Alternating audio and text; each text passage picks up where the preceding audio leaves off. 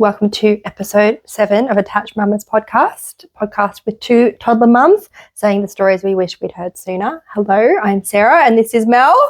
Hello. And we've done our first core 6 episodes, which is basically just an overview of different topics about the first year postpartum for us and our birth stories and background on what we've kind of been through as parents. And I think now we're just going to talk about what's happening right now and life. And yeah, so you are 33 and 34 weeks pregnant with a baby girl. And what's going on? Give us the updates. How are you feeling? How are you preparing for birth? Saw my pelvic floor physio today. Yes. We were meant to do birth prep, but because I had a bleed last week, so I had to go to hospital for a bleed. I had it the exact same time with first bub, 32, 33 weeks. It was so weird. It happened the exact same gestation. This time round. Crazy. A little bleed, because it was blood, 100%, but it was little. Like wouldn't soak a pad. No. Yeah. No, not at all. And it was like once and then it stopped again. Okay. So this time it happened and I was like, I'm just going to monitor it. My midwife and I were like, okay, because I've had it before, just monitor. Yep. But then because it happened again. Okay. And then I had period pain cramping. We're like, let's just go in. Yeah. You did the right thing. And period pain cramping is coming now on too again. Girl, she's on the move. Stay cooking, please. Yes. So my midwife said that period pain cramping in second pregnancy can be common because it's basically like your Braxton Hicks or prodromal labor. Basically, it's like your body preparing for labor. Yeah. But so long as you don't have discharge, so long as you're not getting wet, you're not peeing, so long as you don't have blood coming out, so long as baby's kicking, everything's fine, and you're just having that pain, you're okay. Okay, cool. So, yeah, we're all good. I had to stay overnight at the hospital last week to monitor. I also was really sick with metapneumovirus that we all got. Human metapneumovirus. It was not nice. No, I don't recommend it. It sucked. I also don't recommend your husband telling the nurses that you have bird flu. Yeah, can we talk about that? Sven says the funniest It's shit. like, no. So when I was explaining to him what our son had, I was like, it's of the family of bird flu. Yeah. It's not bird flu, but it was because he was asking me, what is this virus? Why is it so bad? So I was explaining to him, like, it's really... It's like related to RSV as well. Yes, it is. Yeah. But Sven doesn't really know what RSV is. Right, so I was trying to relate it to him in a way that he could understand, which was bird flu.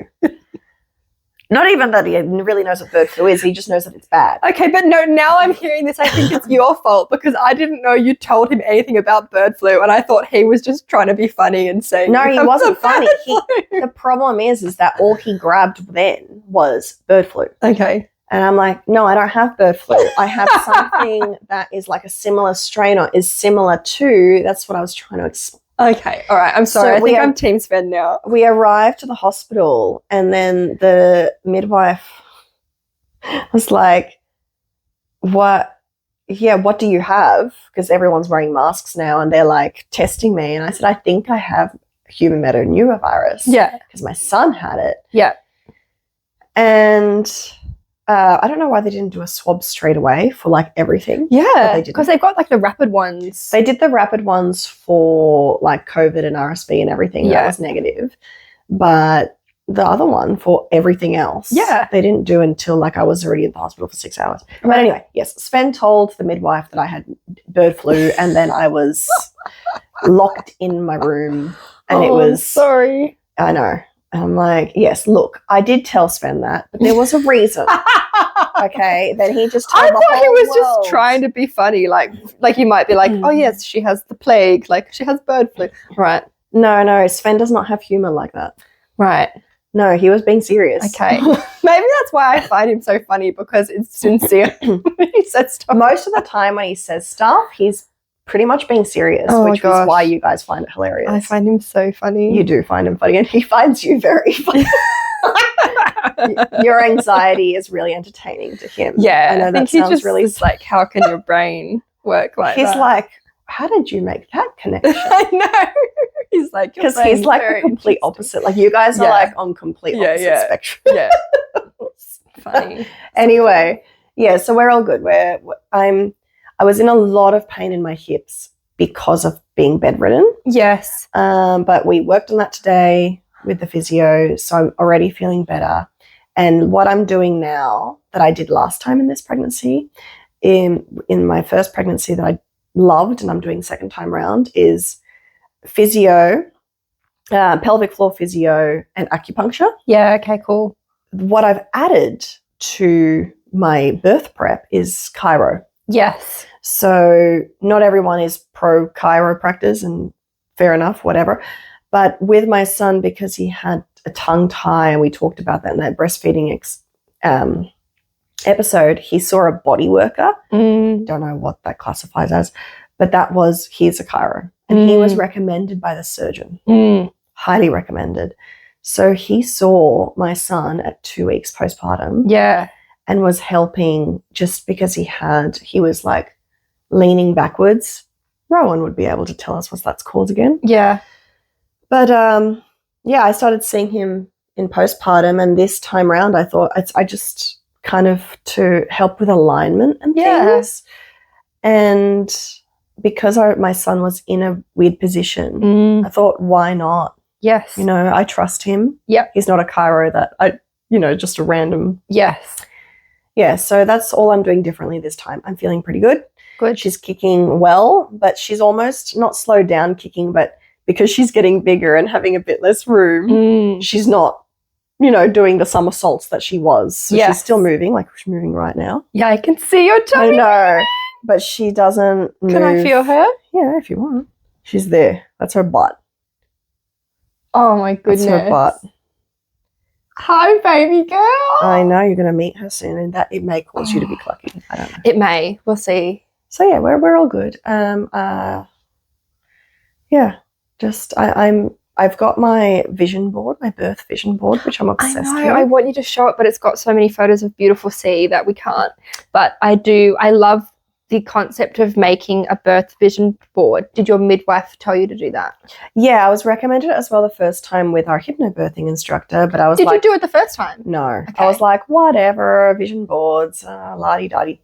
I mean, I'm a therapist. I should be like, yes, vision boards. But this time around, I was also like, I don't know if it'll really help me.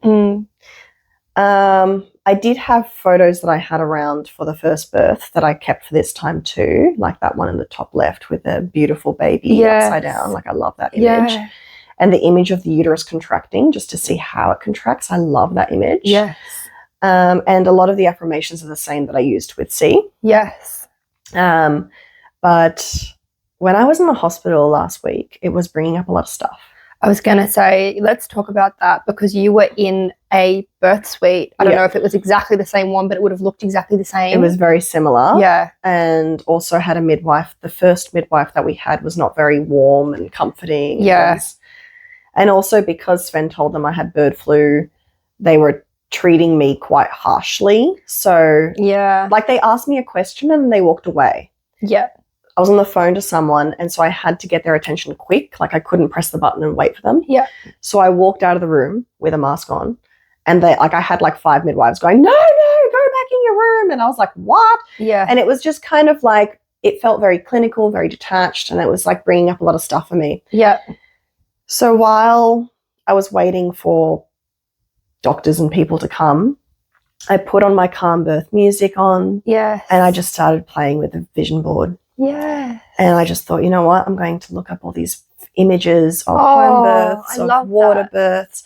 I even contemplated adding the picture of you with R. Oh. But then I thought it may be triggering it for me because it's someone that I know that had something that I didn't have. So that's why I decided not. But I chose pictures similar. Beautiful. So I used your picture as an inspo. Oh, I love that. I'm looking at it now and it's so beautiful. I think I would never discourage any first-time mum from making something like that. I think it's incredible, but I think it's probably so much more powerful as a second-time mum because you know what contractions feel like. You've had a birth experience, so now you have something to kind of like a baseline and a better understanding and Yeah.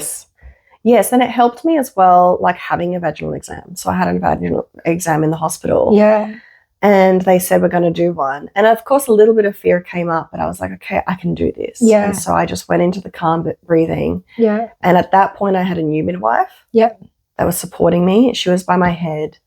And she was just like coaching me through the breathing, although I was just doing it myself anyway. But she was like, that's really good. That's really good. Oh, good. And I used it as a moment to practice. Yeah. Not that I planned to have vaginal exams, but it was almost like, let's practice relaxing. Yes. And being in the present. So going in the second time is already for me, and I understand that this is not the way for everybody, but for me, it's already been so healing. I was going to say, you seem like almost in like a serene, like accepting, just like surrender, like your energy, I think, is like exactly what it needs to be going into this. Yeah, exactly. My midwife, I had a lot of appointments this week. Yeah. On Wednesday, I had a lactation consultant that I met up with, a new one called the Latch Lady, Georgie. She's awesome. She may be my second midwife, which I'm really, really excited about. Yay. Yeah, I was talking to her about my breastfeeding journey, and it was almost like since that episode that we talked about it, I didn't need to cry about it again. Oh, which was awesome. That's really powerful. So I was able to talk about it, and like, yes, I was upset, but I didn't have to cry about it. There was like no tears, not that I would hold them back. And then we tested if and how I could, if I had colostrum, and so much already came out. Yeah. And we were like, okay, well, 34 weeks, we're not going to, express, but we just wanted to check. And so we're like, okay, we're going to start at 36 weeks and we're going to start expressing. And that gave me a lot of comfort. She's on call. She's already made appointments for me when Jay is due. Amazing. And then I spoke to my midwife the next day, and she asked me, so Mel, like next appointment, we're going to be talking about your labor and birth. And then from that point on, it's home visits. Yeah. So she's like, it's getting real. And she was like, how do you feel about it? And I'm like, yeah, good. And I answered like that. Yep. And she was like, are you okay? Like, she was concerned of how calm I was. And I'm like, no, like my mind is like, there's a few things that need to happen before then. Like, I'm still finishing up with clients and work, but no, I'm ready. I know you are. I can feel it. I feel really ready. And even he was at the midwife appointment, which I thought was really good. Because he got to hear her and he got to connect. And straight after when he came home, and it happened last time too, he wanted to read the book about the home birth. Yeah. He wanted me to breastfeed baby. Yes, you sent me that beautiful photo. Yeah. So he wanted to put baby on the breast. Yeah. And I put the baby doll on top of my bra, and he's like, no. How will she get the milk? Exactly. And I mean, we're talking about a boy that never really breastfed, but he's like, no, though, that's where the milk comes from. Yeah. And we have bottles as a just in case, and so he was playing with the bottles, and he said, baby doesn't want the bottle, the baby wants booby. That makes me emotional. I know. So he was like, no, mommy, you need to give the booby, like, come on. Oh. And he was reading books to the baby doll and like giving lots of cuddles, and nap time he fell asleep on my belly with her kicking his face. I think you've done such a good I think it helps that he is so kind and sweet and sensitive, but I think you've done such a good job preparing him. Yeah, we never blame the baby. No. If any time I can't do something, it's just like mummy can't because mummy's too big. Yeah. Never blame Jay. Okay, there's two other random thoughts that popped into my head that I want to bring up to talk about whilst you were speaking. The first is when you talked about vaginal exams.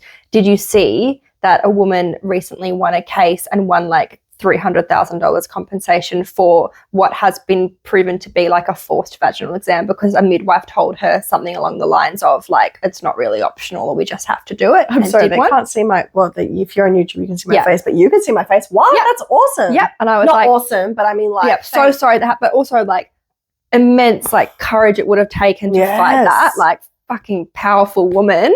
But I read that and I was like, this is so like, we need more stories like this to come out because it's not okay. And it's like, what happened to you when basically, I don't know exactly what the words that we used, but it was like, you don't really have a choice. No, like, she said, we just have to say yes. Yeah, that's not okay. And now there's a case that proves it. So I was thrilled to read that. Yes. Yeah. Good on her. And then on a less serious note, but I want to talk about it. This may not be true because it was just a TikTok, but I found this video of this person saying that your ovaries are not attached to your fallopian tubes. I need to fact check this, but I sent it to TikTok to you, and it's like your fallopian tubes just kind of like chill in your body, and they can like reach out to like suck up the eggs as they're released. I know. Do we reckon this is true?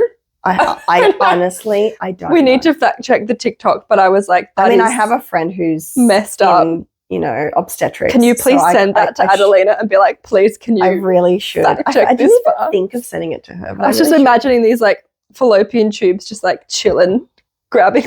It reminds me of like little octopus. Yes. Octopi. Anyway, if that is how the female body works, wow. That's pretty cool. That is pretty cool. That is pretty cool. Mm. Yeah. I think one thing I'll just say about vaginal exams was this one we kind of needed because we just needed to check that my cervix was still long and closed. I completely agree that there are needed. times that we need them. Of course we do. And the tip that I have for them is that, if it's bringing up anything, please speak to someone about it, whether it's a friend, whether it is a midwife, just please share how it feels, because if it's uncomfortable emotionally or physically or anything, you deserve to talk about it. Yes. And also, as a therapist, like I like to say that we are in control of our emotional state and our body more than we think we are. And so it's learning how to do that breathing, those exercises and stuff is kind of reminding us, it's like, this is my body. Yep. At the end of the day, it's like, even if they're going in there, regardless to where I've come from or the past that I have, I'm here right now and I'm in charge of my body. Yeah. And I can get through this. I can breathe through this. Yeah. You know, it's like just coming back to that. And as I said, if it does bring up anything, because if we have a history or a background of sexual abuse or harassment or anything of that sort, which unfortunately with women is very, very common, it's very fair that it's going to be even harder, or it can be even harder. Yeah. It's already hard as it is. Yes. It just adds another layer. Yes. So please talk with someone about it and know that it's your body. Yes. You can always say no. Yes. And if you don't feel like you can say no, that's when you can request to talk to someone else. Yeah. And I just wanted to say that. Also, I spoke to my private midwife and I said, you know, when would I need vaginal exams with her? And she was like, pretty much only if, like, it's so rare to need them. It is basically scenarios like you were in last week where your baby would be extremely premature if they were born now. We need to check, have you started dilating? Are we at risk of a preterm labour? Yeah. Exactly. And also she said, what the other thing is, for example, if I started labouring and it wasn't like progressing or happening like if, for example, they were really fast-paced or something and because of the past that I've had, is just to check if she needs to stay or not. Yeah. Basically. Yeah. Yeah. You know, because the thing is that you could be contracting really close but still not, like, have ages to go. Yeah, yeah. It's just like, but then you can always say no. Yeah. So that was awesome to hear. Yeah. Yes. So what's happening with you? Oh my gosh, so much is happening. Yes, because you've been very quiet this week. And whenever Sarah goes quiet, like stops messaging or responding, I'm like, something's up. Where is my friend? I'm like, is she okay? I didn't even have the capacity to message you and say, are you okay? You just got back to me before I did. I know. Yes, I know. Because that is something about myself that I don't like. Like, I don't like when I don't feel like I ghost people. Well, I do know I, become delayed in responding, and I really hate that about myself. So I'm like, I have to reply to the people that love me. I'm like, Mel cares. I care. Mel. We should have just like an emoji that you send. Yeah. It's like, I don't know, like a little red flag. Like, I'm struggling. Yeah, I've had a rough little bit. I had a moment where I kind of realized my anxiety wasn't as under control as I thought it was, like a little bit of a wake-up call, which honestly needed to happen, but it's always hard, especially, you know, to confront something about yourself and realize maybe I'm not doing as well as I thought I was. So especially when you've done so much work. We've done so much work. So that was probably like a month ago. I kind of realized, yeah, look, things are not great in terms of my anxiety, and I reached out for help, and I've had a couple of online counseling sessions which have gone well, and I think they are helpful. We have not talked about that. That's good. I know, this is the whole point of the podcast. You guys are just along for the ride. This is just so Mel and I have guaranteed time to talk together. Yeah, but they were good. They were good, but I do want to go to my GP and get a mental health plan and go back to it like a clinical psychologist for a bit. So I'll definitely be doing that. I had minor surgery last week. I had to go into GA, which is always a bit scary and sucks. And then, I just had I'm just oversharing. I just had an endometrial polyp that needed to be removed, but my gynecologist was like super reassuring. I haven't got the biopsy back yet, but she was like, it just looked very, she's like, it was very smooth. She's like, there was nothing concerning about it. So I feel better about that. I found the few days recovery extremely triggering because they have to dilate your cervix a little bit to go up. And so I had that kind of cervical irritation pain that you get like with a vaginal exam. So I was kind of just in that kind of a pain and discomfort for a few days. And I just find that whole stuff, I find it really, really triggering. And also, you're not meant to have pain from a vaginal exam that long. Exactly. So it just kept going on. Exactly. And I was like dopey from the anesthesia. I was just not feeling it. I was feeling crappy. It knocks you out. Knocked me out. Although it's scary in the moment, but it is fucking funny when you wake up from a GA. So the first thing I said, I was like, because it felt like a second, I literally said to the nurse, I was like, no, it's not working. I'm meant to be asleep right now. I'm awake. It hasn't worked. I'm still awake. Don't do the thing. She was like, it's okay, sweetie. You're just waking up in recovery. And I was like, what? Anyway. And then I cried, and she brought me an icy, like a lemonade lolly. And then my blood pressure kept like dropping. They must be so used to. So I was like just chilling, and she was like, well, keep the oxygen on a bit longer. Like you're taking a little while to come out of it. But the thing that was so stupid and annoying is that Rowan was meant to be getting text updates because he's like my support person or whatever. And they texted him like, Sarah's going in for surgery. And then they just never texted him again. So like 3 hours after, he's like, because it was a quick procedure. He's like, where the hell is she? And I called him. I was like, yeah, I'm done. I'm ready to go. He's like, what? Anyway, side note, but funny. And we were across from each other. So we were in hospitals very close to each other. So, yeah, that stressed me out, but I'm glad it's done. You know, if something is odd with your health, guys, go and get checked out because you can never be too careful. But then the biggest life-changing, big magical thing that's happened, which I did tell you about, but I'll tell you more detail about, is, and we talked about this when we talked about sleep, in that we are a co-sleeping family. Sorry, I was trying to remember. But unlike my beautiful friend Melanie, my severe anxiety has prohibited me from leaving asleep and coming out and talking to my husband. So my husband is like, haven't had a wife for 2.5 years. Miss you. Yeah. And I'm like, fair. So we finally have done something about it because I kind of, I wasn't just, our bed is quite high. Like I know there's anxiety, but I also personally do not think it was safe for the baby that he is roly-poly. Like I just had to be there. So what we've done is. And you had wooden floors. Yeah, exactly. Yeah. In his room, we used to have like a little toddler, our cot converted to a toddler bed, and we had that in his room. He never slept in it. No. So we've got rid of that, and we've got it's a mattress on the floor in his room. Perfect. And he and I have, I put him to sleep, fed him to sleep there the last 3 nights, and then I've come out. Really? I've come out 3 nights in a row. Ever since we started the floor sleeping, I've come out 3 nights in a row to speak to my husband. Life-changing. And he's been asleep in there by himself for like a few hours. And although it's felt a bit strange, I haven't been anxious because I know he'll safe. Be fine. Because if he falls out, he's falling from a mattress on the floor to a thick cushy mat. Like he's safe. So proud of you. And then I have gone in after, so like say he goes to bed late, but whatever. So he goes to bed a couple of hours of husband time, and then I have been going into sleep with Art just so that he gets used to his room. Yeah. But my goal is that eventually I will go to sleep in my own bed like a grown-up person. Yeah. And then obviously if he wakes in the night, I'm right there. I'll come in and co-sleep with him. But I just feel like, I don't know, it's a really big deal. Yeah. Like, it's life-changing. Massive. And there's some moments that you may just want to stay in bed and have a little cuddle with your husband and then go back to sleep with your son. Yeah. But or even you just stay like, asleep. we've watched You've TV. got options. We've hung out. We had a cup of tea. We played a card game. Play a like, puzzle. You could play a puzzle. You could do a puzzle. Yeah, just like spending time together is so desperately needed. So I'm really excited about that.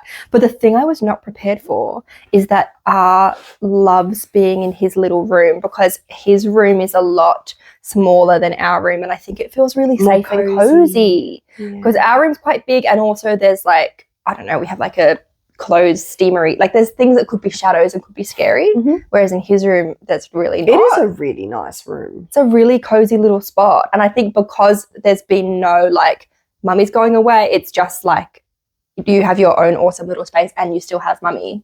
He's so happy. Exactly. And he's loving it. And every night I'm like, where do you want to sleep? He's like, I want to go to our room. Like, he was our room. Yeah. He's like, let's go to our room. And he goes to his little room. But I just like, I don't know why we didn't do this 6 to 12 months ago, but whatever. I don't know why either, but you did it, and I'm so happy for you. Yeah. I don't know if you realize that, like, throughout like the past couple of years, I've kind of been nudging you, going, so when are you getting a floor bed? I know. Or I've just been like, so are you getting a floor bed? And then you were like, I thought you meant in our room, rather than like, why don't we get one in his room? Oh, I just meant in general. Yeah. Like, for me, it didn't matter where. I just knew that you needed it. Yeah. But it was also just like, are you gonna get one? Are you getting one?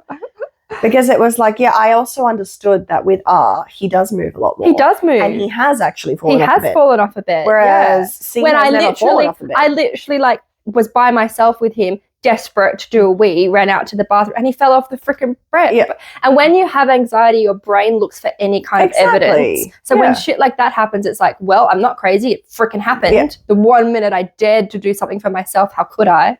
No, exactly. But that's what they, So it was like, yeah, I don't know if I ever, like, yeah, but it was just more like, I think you guys need a floor bed. Yeah. Because for us, we didn't need it because C, he does, of course, move, but when he moves, he used to wake himself up and not resettle. Your bed is not as high off the floor, and you have carpet. We have very cushy carpet. It's a different situation. And he's never fallen off the bed. Yeah. And we have the rail on one side, and then as he got older, we put pillows around. Yeah. When it was safe to do so. But when it wasn't safe, we always had a monitor so we could see him. But genuinely, he was the sort of kid that he once he's out, he does not move. He's the sort of kid that when he rolls over, he wakes up. Whereas R will like fall asleep in a normal position, and then like you go back in and he's still asleep, but he's like completely the other way around and his head's at the bottom of the bed, and you're like, what yes. Yes. C did that last night, I noticed, because like he was sleeping between me and Sven for the first time in a while. And I did notice that he got up and in his sleep and trying to resettle, and he did like a full 360. Yeah. And he just then couldn't settle. Yeah. So that's when I said, you want to come to mommy? And yes. He came on my chest. But he was trying to find options. So it was like, do I go upside down? I love how we don't think of that. I know. So my plan is to start talking to R every day and explain, because I'm a big believer in like being honest with your children. So I'm going to tell him, I'm going to start saying, mummy's going to still put you to sleep, and then mummy, you might wake up and mummy might not be there and you might be scared, but if mummy's listening, and if you say anything, I'll be right there, and just prepare him, because I still am a bit like, oh, what if he wakes up and I'm not there? You know, how will that go? I don't want him to be scared, but it's time now. He's over 2.5. It's okay if he has to wait 30 seconds for me to get there now. 100%. So, and the thing is that it may be scary, inverted brackets, for a bit, but then he'll get used to it. Like I said with C. Yeah. When he was so little, he would wake up and he'd cry a lot, but then now he doesn't cry at all, because he knows we come. Yeah. If he does cry, it's usually because of a nightmare. Yes. Yeah. But he knows we come. So the same. So if that's my consolation for you. Yeah. Is that if he does cry, it's okay. He knows. And he has been sleeping so much better in his room, because he's starting to get scared of the dark and making comments. I honestly think there was something in our room. Nothing like nefarious. I think there was something scaring him, like maybe the way a shadow felt. Like there was something, and he was a bit scared. Get cars. The car's light, something. Yes, because you don't get that from the other room. Was scared. He was starting to get scared and waking up more in the night. And the last few nights, he's been like, he goes to sleep, sleeps very well, and then wakes up like 4 or 5 and has a feed. Like he's been sleeping a lot better. Beautiful. So I really feel like we've turned a corner, and yes. And even honestly, an hour with your partner is a massive difference from nothing. Yeah, I know. Yeah. So these are all just kind of like putting things in place. Firstly, because we want to, like we've been together for 15 years. We adore each other, and we want to move out of this roommate phase. Yeah. Like we're over it. It's been too long. We want to come back together, and then if we get to we've always wanted 2 kids. We want another child, but the timing has to be right. And for us now, like it would honestly be irresponsible. We're not in a place where even the thought of trying feels exciting, which sucks. But I think, we really hope that like by the end of the year we can get to a place where like it genuinely feels exciting at the thought of growing our family. Yeah. So we'll see how it goes. But yes, I have 2 more cute things to tell you. Okay. The first is Rose's dad has been here. He's a saint. Oh my gosh, he like does all our washing. Love you, Martin. But he calls every boy in the world George. I don't know why. Like even strangers. He's like a classic 16-year-old man. Like a boy will run in front and he'll be like, "G'day, George."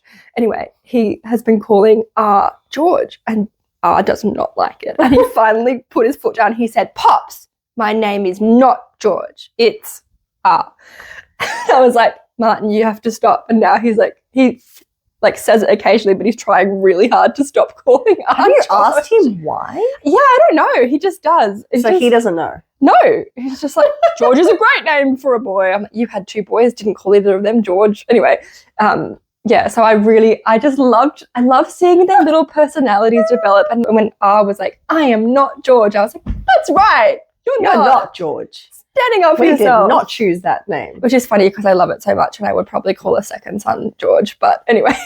We have a funny story of George in our family. So we would not use it. You can use it. I do like the name George, but it's just we have a okay, but don't tell me because it might ruin it for me, and I like it. But. No, I like George. I'll tell you separately, but it's just like, we can't use George in our famay. I love it. I feel like I had something else. I think I had 2 things, and that was one of them. You said another funny thing. I don't know, man. It's gone in one ear and out the other. I don't know. In one ear and out the other? You didn't hear yourself? Yeah. I didn't hear myself. Yeah. I don't think that saying works. I don't know. What were we talking about? In one ear and out the other means that you heard me and it didn't stick or something. Oh, I know what I was going to say. Going back to daycare after a lot of time off. Yes, because there was a lot of sickness. I was really sick. So, yeah, my surgery ended up having to be postponed actually, and finally had it last week. Anyway, whatever. I had human metapneumovirus, and so did I. And Rowan was away for work in Perth, so we were like roughing it at home, both sick. We watched a lot of TV for someone that doesn't normally watch TV. Anyway, once you spend a few days doing things that are very out of routine, like because you're surviving, for example, Uber Eating chicken nuggets from McDonald's and watching Winnie the Pooh, if you are 2.5, you start thinking, this shit is really good. And I stupidly had said to him, like, "Oh, you can't go to daycare because you're too sick," because he really was too sick. So then the Monday, like he'd had like 2 weeks off, like he was better, he was ready. And the morning we were meant to go, he walked right up to me and he goes, "Mama, I'm too sick for daycare." I'm too sick to go to daycare. I love it so much. Oh, my heart. I know. I was like, I get it, man. I wish I could stay home and watch Winnie the Pooh and eat chicken nuggets all day. Like it's an elite I know. strategy. So my sister has a hack for her kids is that unless they're very, very sick, like have a fever and she knows that they're sick, they're doing chores the whole day that they're home. Oh, she's strict. Yeah. So if they're like, "Oh, I feel sick." Yeah. Because she knows she was one of those kids. Yeah. We were those kids. Oh my gosh. She was like times. Exactly. My parents had to get me from sick bay. Yeah. Yeah. So she's like, I don't want them to be too comfortable. Otherwise they're never going. And I mean, they go to a Steiner school. So it's like, it's not even like. Did you ever do the thing where you got the thermometer and like run it under like hot water to fake that you had a fever? Yep. That worked quite a lot of the time. Mm-hmm. Yep. All the time. All the time. And the thing is, it's funny. Because I don't have anxiety, I don't know if this is a right thing, but we don't have a thermometer that really works. Right, so, that scares me. Should I buy you one? We had an ear one and it just doesn't work. And we were going to buy a head one, but like we're really struggling like financially at the moment. So I'm just like, I can't. But those head ones, firstly, they're expensive, and secondly, they don't work. You just need like a $8 digital under the arm. I have one of those. Yeah, they're the ones. Yeah, we had to get one of those for the meta-human. Yes. The cheap ones are the good ones, and you just put them under their arm. It's the most accurate. So I just got one of those recently, again, because I lost the other one. But there was a time that we didn't have one, and I was just going old school. I was like just touching his forehead or just like feeling his belly, and I was like, yep, he's definitely got a high fever. And I would be able to tell the difference between a high fever and a normal fever. Yeah. And when I asked the doctor, I was like, so what level of fever? Just for me to know. Yeah. Because I don't have a thermometer. Yeah. At what level of fever do you have to go to the hospital? He even was just like, honestly, it's really not that bad. This is the thing. So if you have a baby 3 months or under, babies, 38 degrees, you go to the hospital. 100%. Any fever, hospital. After that, and this is something that I have really had to learn because I have anxiety and I've done kids first aid course, like you like to educate yourself.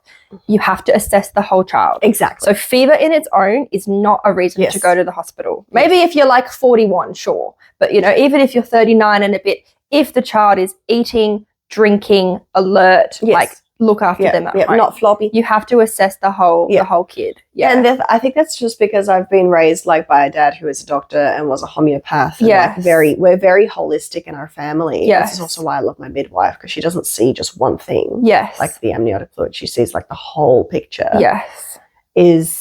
That's also why I haven't been so concerned of having a thermometer, because I'm just like, thus far, every time he's been hot, he's been okay in every other way. Yeah.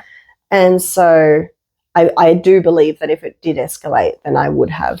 We've gone to hospital for fever once. It was 40.5. It did not go down with Nurofen. It did not go down with Panadol. Yeah. He had a weird high-pitched cry. Exactly. He wasn't waking up properly. We were like, let's fucking go. Yeah, exactly. Yeah. But now when he's like, I'm not happy when he has a fever. It stresses me out. But to me, 38.5, 39.5, it doesn't really make a difference in how I feel about the situation. It's the whole child. Yeah, fever is just your body doing what it's meant to be doing. Yeah. Yeah. Yeah, most of the time. Yes. Okay, well, I'm glad you have a digital one because a little one, because you need it for Jay. You need a what? You need the thermometer for baby Jay. Because if she has a fever, you need to know and you need to go to the hospital. I heard you say you need a vajay. Vajay. And I'm like, when would I ever call it that? That is not a Sarah word. Like, the first thing my brain was like, are there thermometers you put in your vagina? Oh, God, I don't know. Because there's people that put them in the rectum. Well, that's actually for like a baby. I think it's the most, I wouldn't be game to do it, but I think they do it at hospitals. Like, it's the most accurate. I mean, in the Netherlands, I just hear that that's how adults still do it. And I'm like, I just can't imagine doing that to myself. But we've got off track. But I was like, vagina thermometer. I've not heard of that before. I mean, know. Maybe it's a thing. I feel like it would be easier to insert than the other way. Anyway, we've gone off. I feel like this is where our episodes will be going from this point on. I know. And then, of course, we'll bring in an attachment every now and then. But we will. Yeah, we're preparing for baby Jay. We've got everything. Good. We're getting car seat installed next weekend. Next week, we're 35 weeks, and my next appointment with my midwife is going to be preparing for labour and birth, so Sven's going to be there too. Yes. And he's going to find out when to call her, what to do. Yes. Because home birth is different. I'm going to ask you a very intimate question because nothing is off topic. Did you last time do, like, perineum stretching, and are you going to do it again? Yes. Yeah. Yeah, we'll probably do it again, but it also depends on how my next pelvic floor appointment goes. That's what it's called, right? Perineum. Yep. Yeah. the next appointment, because some people have longer ones or shorter ones, but my midwife also said that it can change in labor. Like, she even showed me a video of a baby coming out and it like flipping or like the perineum actually like stretching or whatever, it like the way it had to. So the woman like was told she had a really short one, but then it did what it had to do and the baby was like whoop, came out. Ooh. So basically it's like, yeah, you can do it and there are good studies that show that you should do it. And I'm just like, well, we did it last time and it really helped us. So it helped just us prepare and feel the feelings of it. Yeah. You didn't do it, right? I did not. No. I liked it in the sense that it got me to get in touch with that area. Yeah. And when it was really tight, it was really good to just breathe through that. Yeah. Kind of the same as the idea. I brought it up because I didn't do it, but I would do it if we would do it again, because I had to have the episiotomy and I separately tore it as well. I would do anything I can to avoid that. Yeah. Well, let's say you didn't have to have the episiotomy. I don't like that doctor. Yeah, well, I'll go back in time and whack him in the face. No. I'm just so glad, because I had the freaking forceps out. I'm just so glad we didn't get there. No, 100%. That would have, No, but like that doctor, I don't like him. No, I'm just saying. No. Anyway, that was this is our podcast now. I have no clue if people actually enjoy or get much from it anymore. Well, I'm getting a lot from it. I get to hang out with my bestie and talk about life. Yeah. Yeah. So. That was episode 7. That was episode 7. Of just talking about life and what we're doing to continue attachment. For me, it's planning a home birth feedback and still connecting and co-sleeping with my son, and you finding ways to still connect with your son. For me, it's like honoring our connection and this kind of very gentle transition into like availability to hang out with my husband, which, you know. Which is also really important. Yeah.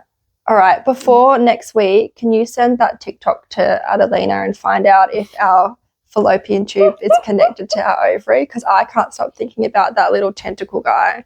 Okay. I'm going to ask her to look at the octopus. All right. Thanks all. Come back next week for more of our chats.